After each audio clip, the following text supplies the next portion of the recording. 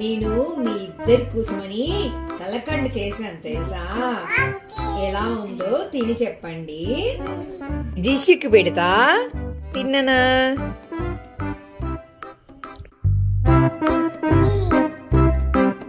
ఎలా ఉంది జిష్యు? బాగుందా? బాగుంది.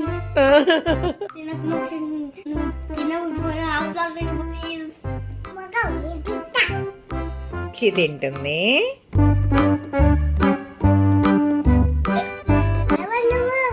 నేనా? నేను మమ్మీని.